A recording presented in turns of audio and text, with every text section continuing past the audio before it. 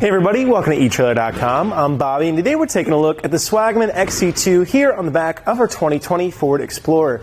So if you guys are looking for a decent way of carrying your bikes and are just kind of starting to get into, I think this can be a great little option. Why? Because it's not too expensive and it's just going to do a great job of holding on to your bikes. Now if you do have a carbon frame bike, unfortunately this is probably not going to be for you, as we do have a frame contact here that can end up warping and deteriorating your carbon frame bikes, and therefore just not going to be great for them. So highly recommend starting to look at some of your more premium platform style carriers if you're looking for a way of getting your cargo or your carbon frame bikes to your destination. But if you're not that, if you don't have a carbon frame bike and you do have a bike that's going to be under 35 pounds, because we do have a 35-pound weight capacity limit per bike, you're going to have an excellent job getting your bikes to whatever your destination may be taking you.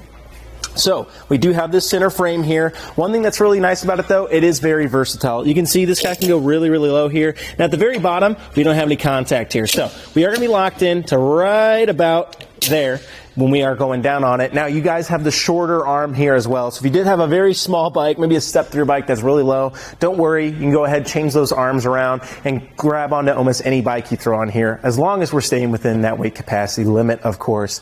Now talking about versatility as well, these wheel hoops also do adjust. To do that, all you have to do is spin these guys around and they can be shifted. You guys might be seeing here, we have a little bit of markings on there. That is because, you know, not a lot of, there's a lot of friction there. So one thing you can do, add a little lubrication can be really nice on that. That way you're not destroying your carrier as you are sliding those around. Now this guy's been in the shop for a really long time and it's been used tons and tons of times. So that's kind of why you're seeing that happening. But a little lubrication can go a long way of making sure this guy stays in working order for the years to come. Now one thing that does kind of stink about it, it doesn't tilt away. Now that's going to be a premium feature you might start seeing, as we just said, on those premium bike racks, but we still have a way of quickly taking the bike off to allow us to access our cargo. To do that, all I'm simply going to do, hold on to my bike here. Before I do that, let's go ahead and actually see, I'm sorry to kind of get you guys out of order, how it's interacting here today on our Explorer. So it is sitting quite low enough that we're not impacting our tail lights here. Now maybe our reverse lights a little bit, but since we're so far from it, we should have pretty good admittance between us and our vehicle, so I don't think we're going to have any issues there, which is great. But let's go ahead and take a look here at getting this off. I just want to hold onto my bike. I don't want this tilting into my vehicle or myself to cause any damage. Then I simply press in on my lever here, bring it right up, and that's going to allow me to quickly take this guy and just walk it right out. So I really do like how those wheel hoops work, as they're not too much in the way. And it becomes really easy to mount your bike, because as you get them set in there, they like to sink in, and then they're not rotating and trying to fall, which is great. Just becomes a nice little way to hold on to your bike. And then of course you can go ahead and re-add our arms if you want. And there we are, nice and secure. So how can we access our cargo? Well, all we have to do, pull this little pin here at the bottom. That's going to allow me to drop this guy, and of course making sure our arm's a little bit out of the way. That's going to let me go ahead and pop open my hatch here. Now I can get those coolers, bike helmets, anything else I want from the inside here. And one thing I really like about the XC2 as well, at this position you can actually bring this up. And I know it seems a little counterintuitive, but maybe say you have a really large item that you really want to get out of here. You can actually bring these side arms up as well.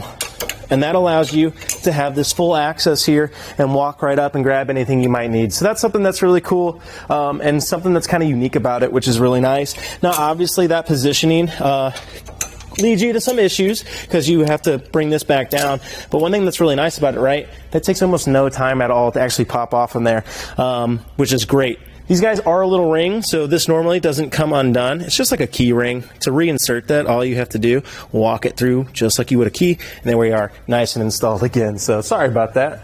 All we got to do now is close that up and start looking at some of our dimensions here. So let me go ahead and grab my handy dandy tape measure that I always keep with me until the moment I need it. But the other thing we're looking for here is going to be the length we're adding to the back of our Explorer, as we already do have somewhat of a large vehicle. So from the back of the bumper here today to the very end here of our arm, that's going to put you right at 21 1/8 of an inch there from the back of the vehicle. Unfortunately, we don't have a way of shortening down that size. The only thing we can do is bring everything back up to the middle. To do that, you just simply have to bring this guy like so.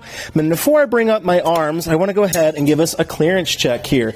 As your wheels are going to be hanging a little bit lower in here, especially if you have a smaller wheel, it'll probably sit a little lower in here.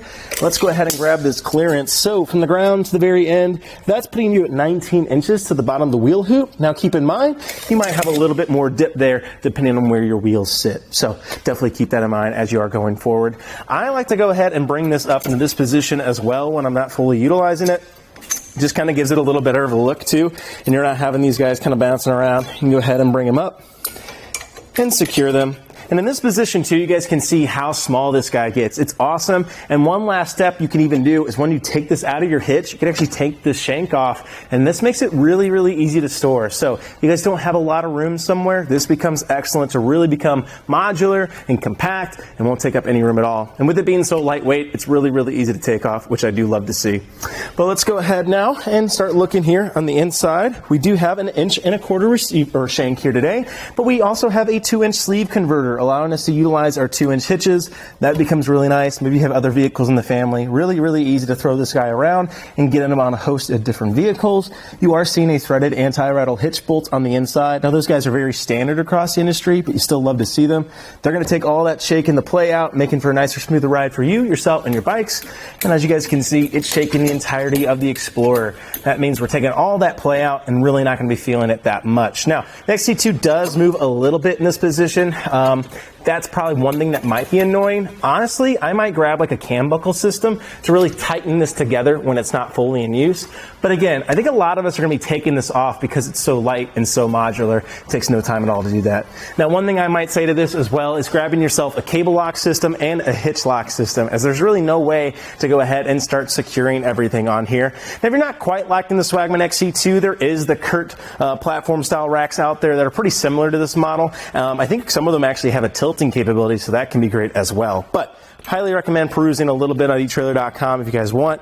One thing I will say though, I think it's a great little bike rack, and I love how modular it is. It takes no time at all to take off, get it stored somewhere, and that way it's ready to go for the next one. Especially if you just find yourself going out every now and then, not really going to be worth it to go ahead and break the bank for a nice carrier if you don't use a lot. So this becomes that perfect little model just to go ahead and have in your back pocket, ready to use at any point. Well guys, I think that about does it for our look at the Swagman XC2 here on the back of our 2020 Ford Explorer. I'm Bobby. Thank you for watching. This is our test course. Let's start with the slalom. This shows side-to-side action, such as turning corners or evasive maneuvering. Then, onto our alternating speed bumps.